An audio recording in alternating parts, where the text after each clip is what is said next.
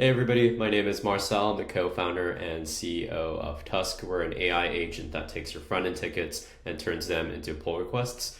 So just recording this video to show you two things. One, the end-to-end workflow for how Tusk works. And then two, I wanted to also show you some of our own internal PRs that we've used Tusk to generate and that we've also merged, as you can see from this table right here. So first things first, most people use us directly from their ticketing software. So we're integrated with Linear, Notion, Jira, and GitHub Issues.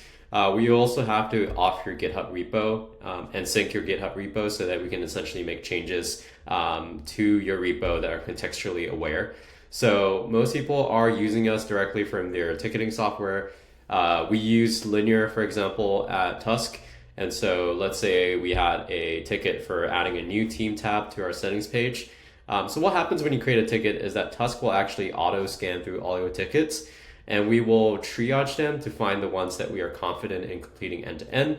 And for those that we're confident in completing end to end, Tusk will actually leave a comment like you see here saying that it may be able to work on the ticket. If it needs additional information, it will also prompt you with additional questions. In this case, this is a real feature request that we had. So all we had to do instead of going in and working on this, let's say I'm already busy on my own branch working on something to improve our agent's quality. I don't have the time for this, so I'm just going to assign this away to Tusk. And it's as simple as adding the Tusk label to the ticket to assign it away. So once that happens, Tusk will take in that ticket, as you can see, and start working on the issue.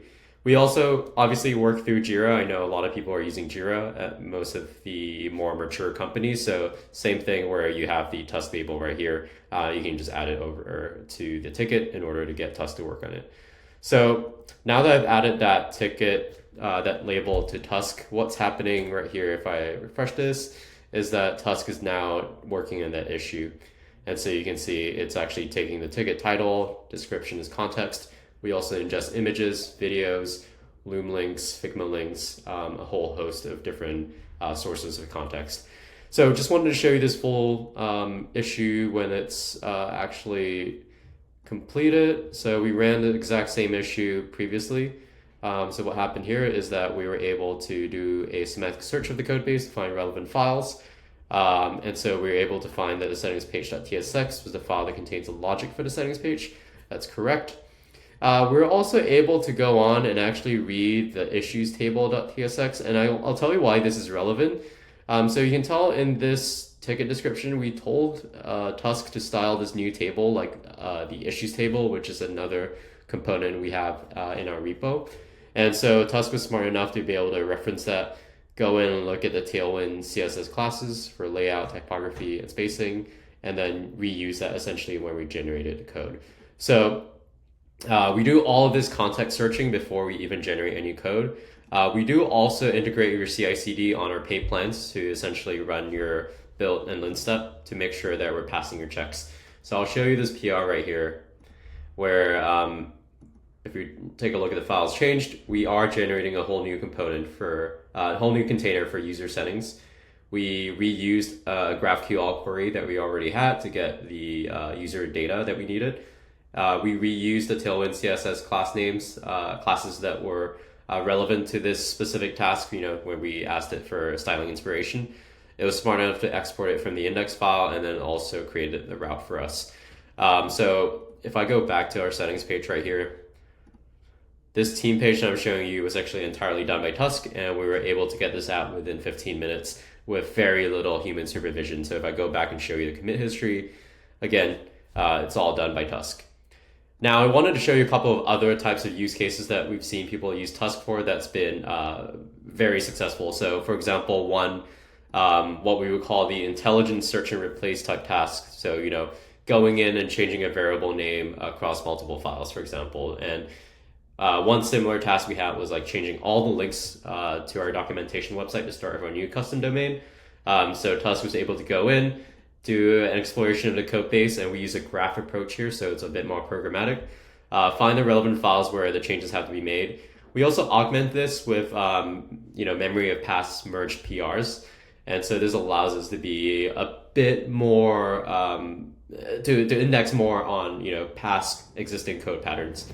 So anyway, we go on, decide all the coding instructions based on, again, all these context searching, find the relevant files, generate the path, and hrefs that we needed. And so this is one where we were able to, again, merge this and helped us save probably about 20 minutes of context switching back and forth. Another one that I wanted to show you is one where we actually recorded a video for it.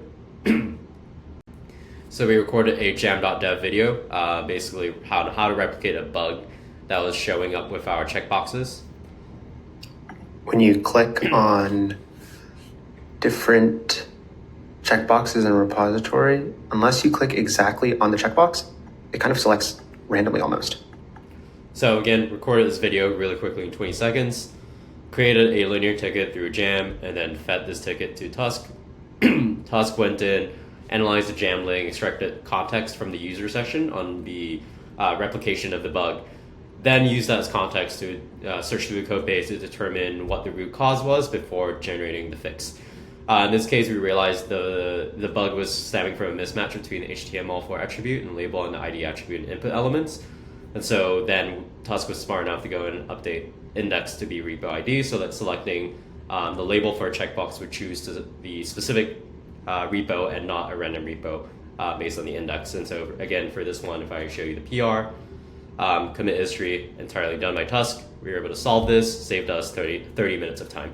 So if this sounds interesting to you, again, feel free to reach out to me. I'm happy to onboard and spin up an implementation for you, and we'll do this end to end and do a lot of the heavy lifting for you. Thank you so much.